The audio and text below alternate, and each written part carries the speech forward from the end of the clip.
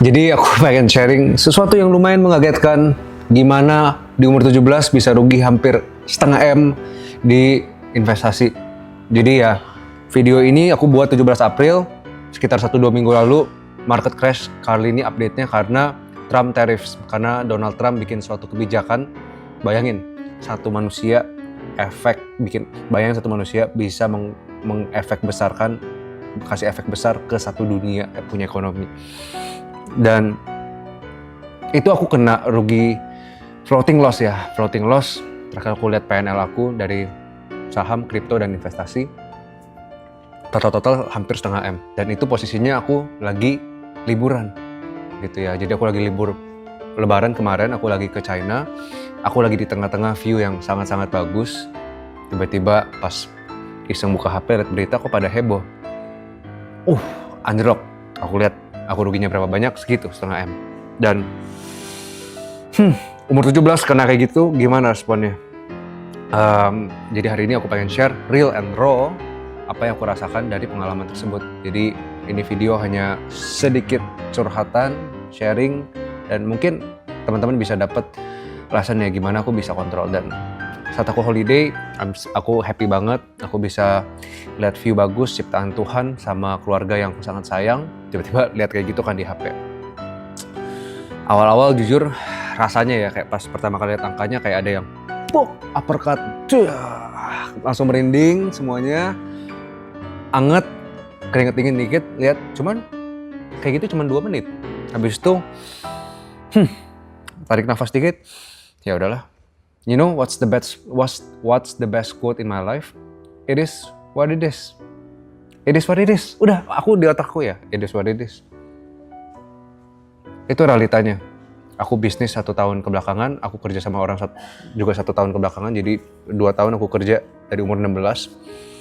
Aku juga investasi, banyak gagalnya di proses ini. Cuman, ya setiap kali ngeliat kayak gitu, it is what it is. Dikecewain sama tim misalnya, it is what it is. Dikecewain sama orang-orang yang aku kenal, it is what it is. It is what it is the best quote in my life. 4 kata tersebut, it is what it is, benar-benar make things very simple. Artinya apa sih kalau it is what it is? Ya udah, emang udah terjadi. Terus kenapa? Aku lihat rugi. Kalau aku semakin panik, aku semakin marah, aku semakin kesel, aku yang rugi. Udah ruginya setengah M, ruginya emosi, pas lagi holiday jadi nggak enjoy, ruginya cara berpikirnya rusak, nggak rasional, setengah M itu bisa rugi jadi 1 M. Kalau aku emosinya main, lihat deh, bisa eskalasi dari cuman emosi. Tapi what did I do? Ya, rugi segini, it is what it is. Keren ya si Trump bisa bikin kayak gitu. Dan in the middle of crisis, justru banyak orang boom. So, with a rational mind, it is what it is. Aku emosinya nggak main, justru I become more rational. Aku rationalize myself, trying to see the opportunity in the middle of crisis. Pas pandemi, orang-orang yang jual hand sanitizer, masker, dan lainnya menjadi sangat-sangat kaya. Bisnis kesehatan, asuransi, gitu. So, there's always an opportunity in crisis. Tapi saat otak kamu sudah main, aduh gue rugi 10 juta, gue rugi 100 juta, gue gagal, aduh kripto gue hancur banget, aduh cut loss. Jadinya gak rasional, revenge trading. Tapi when you be rational, everything seems, gitu ya. So aku suka banget nonton Alex Hormozian, beberapa statementnya bilang kayak, if you zoom out big enough, bumi aja udah gak kelihatan. Bayangin kamu zoom out, kamu bisa lihat bumi dari luar angkasa, tapi kalau kamu zoom out lagi, bumi itu udah gak kelihatan. Kita tuh sangat kecil, dan kadang lucu lihat kita itu membesar-besarkan sesuatu yang sebenarnya kecil, gitu. Rugi itu sebenarnya ya nggak ada artinya, kita yang kasih arti, gitu. Dan ini apply ke hidup ya. Aku suka banget pakai it is what it is.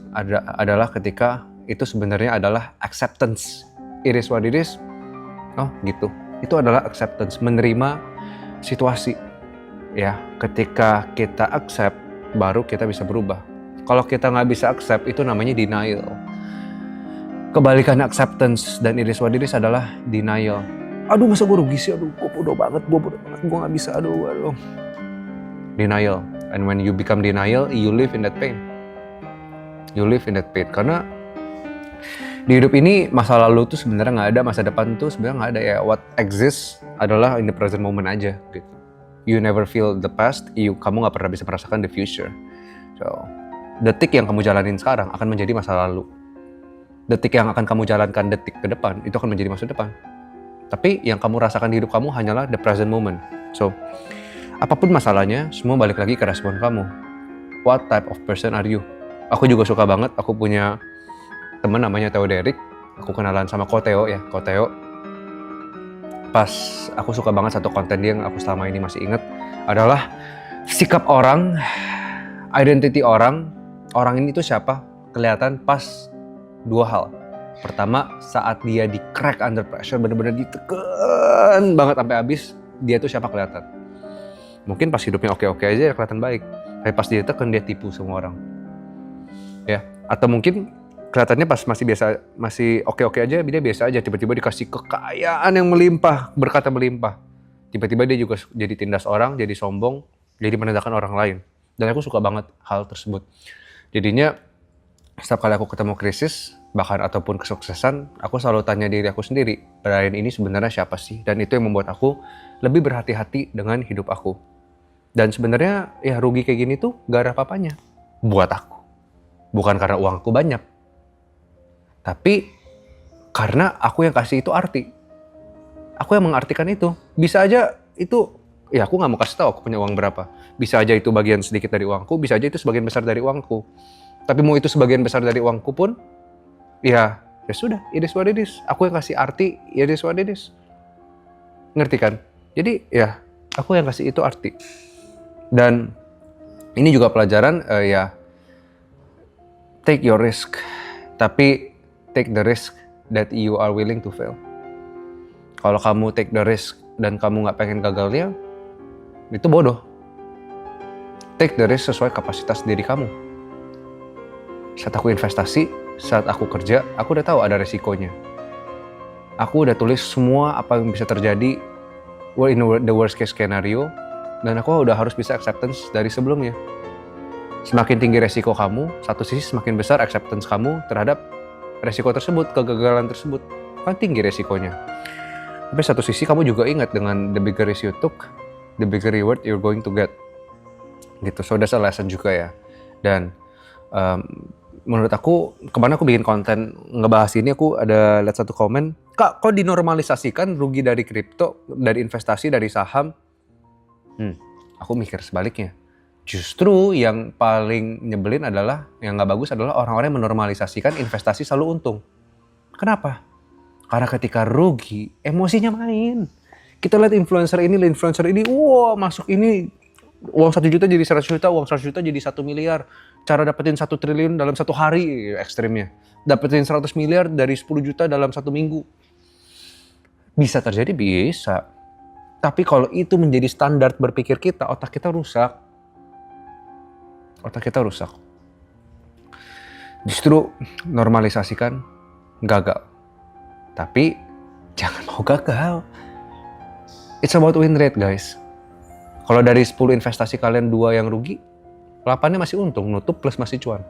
Gitu kan. So, tapi kalau kamu normalisasikannya investasi akan selalu cuan, ketika ada 2 rugi, kamu emosinya main bisa jadi 8 yang cuan ini jadi rugi juga. So, that's a lesson. Dan ya, aku selalu lihat opportunity baru. Aku selalu ngelihat pentingnya juga punya cash flow. Banyak orang sekarang ngira bisa investasi sukses, belajar kripto dikit, punya uang 1 juta bisa jadi 100 miliar. Ya, good luck. Kalau kamu emang beneran jago bisa, cuman kenyataannya sangat-sangat jarang. That's why I believe punya frameworknya udah cash flow tembak investasi, cash flow tembak investasi. Makanya ya, aku sekarang lagi fokus juga ke bisnis aku, Fraser Agency. Kita punya udah bantu lebih dari 60 klien dari berbagai macam industri, entrepreneur, spesialis dengan 20 tim lebih. Dan itu adalah my cash flow business yang aku bisa gulung lagi di investments. So ini pemikiran aku, pengalaman aku. Kalau aku pengen lebih banyak real and raw experience dari aku, hey, give this channel a follow and a subscribe. Bye bye.